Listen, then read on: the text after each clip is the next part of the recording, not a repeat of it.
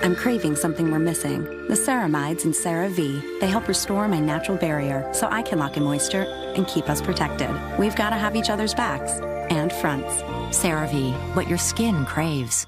When you have type 2 diabetes, you manage your A1C, but you also have a higher risk of heart attack or stroke. Non-insulin Victoza lowers A1C and now reduces cardiovascular risk. Victoza lowers my A1C and blood sugar better than the leading branded pill. And for people with type 2 diabetes treating cardiovascular disease, Victoza is now approved to lower the risk of major cardiovascular events such as heart attack, stroke, or death.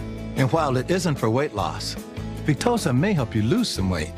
Victoza is not for people with type 1 diabetes or diabetic ketoacidosis. Do not take Victoza if you have a personal or family history of medullary thyroid cancer, multiple endocrine neoplasia syndrome type 2, or if you are allergic to Victoza or any of its ingredients. Stop taking Victoza and get medical help right away if you get symptoms of a serious allergic reaction such as rash, swelling, difficulty breathing or swallowing. Serious side effects may happen, including pancreatitis. So stop taking Victoza and call your doctor right away if you have severe pain in your stomach area. Tell your doctor your medical history.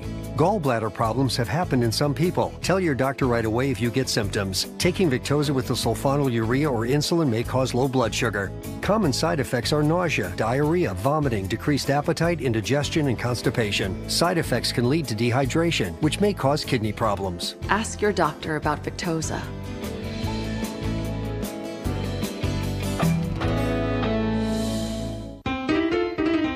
There's nothing more important than your health. So if you're on Medicare, or will be soon, you may want more than Parts A and B. Here's why. Medicare only covers about 80% of your Part B medical expenses. The rest is up to you. You might want to consider an AARP Medicare Supplement Insurance Plan, insured by United Healthcare Insurance Company.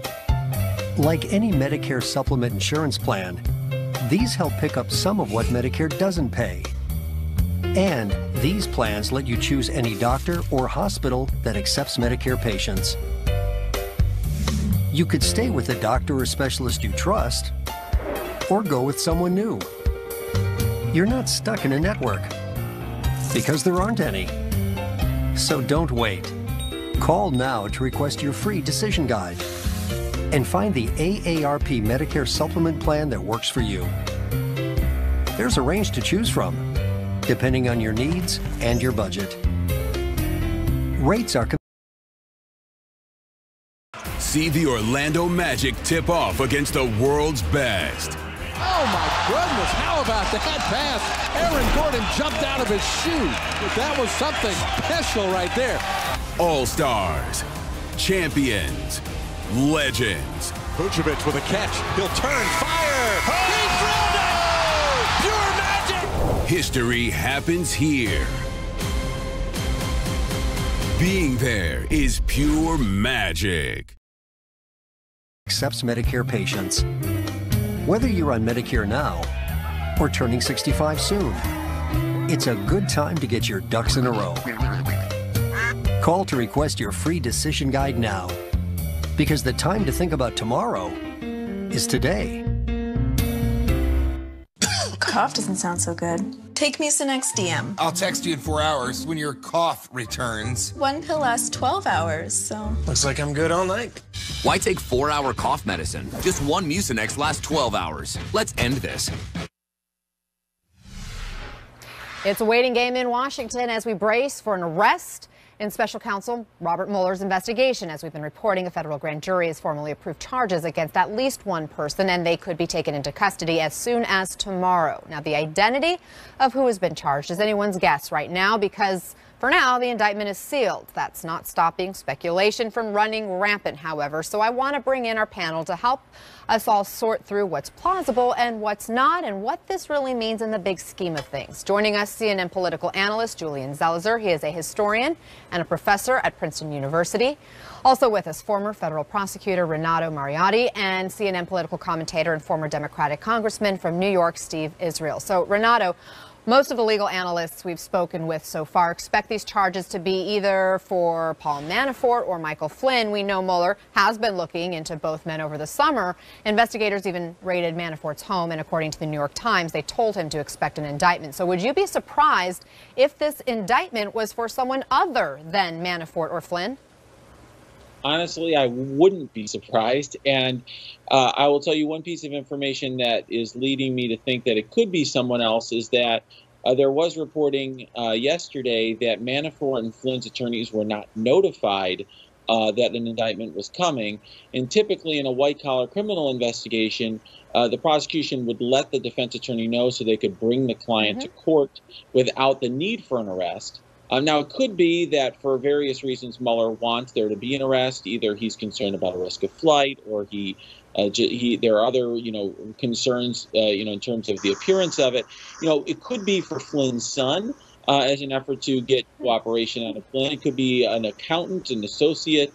There's a number of people it could be for, and at this point, I think no one would surprise me.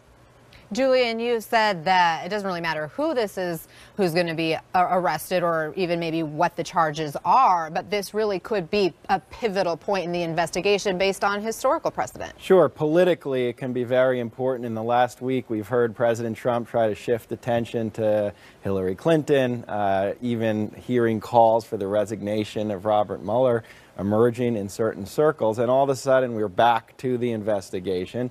Historically, in moments such as the Watergate investigation, such as the Iran-Contra investigation, indictments can be powerful. All of a sudden we're hearing about criminal action somehow connected to the administration. Again, we don't know what's coming out, but if that becomes the story, it politically can be damaging to the president and put him in a defensive position. Congressman, this is one of several investigations. There are also 3 investigations in Congress. You know how these congressional committees operate.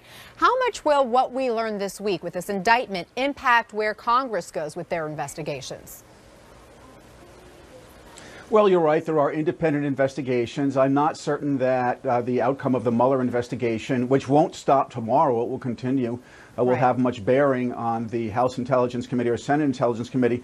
But look, here's the thing. We don't know what's going to happen tomorrow, but we do know this. Whatever happens is going to result in a president who will be consumed with his legal and political survival. I mean, Anna, look at what happened this morning. This is a president who woke up and did this tweet storm, attacking Hillary Clinton as if he were still running, attacking Democrats. He did not talk about the fact that we want to make sure our national security is okay. He did not talk about his upcoming trip to Asia. He wasn't thinking about veterans or middle-class expansion. He was thinking about himself. So no matter what happens tomorrow. Howdy, folks. I'm here to tell you about KFC's Honey Mustard Barbecue Georgia Gold. No, tell them about Nashville Hot. Who said that? Nashville Hot. I will wash your mouth out with sweet and tangy chicken. Try it, you gold prude. Georgia Gold. Nashville Hot. Georgia Gold. Nashville Hot. Georgia Gold. Nashville Hot. Georgia Gold. Nashville Hot. Georgia Gold. No. What have I been?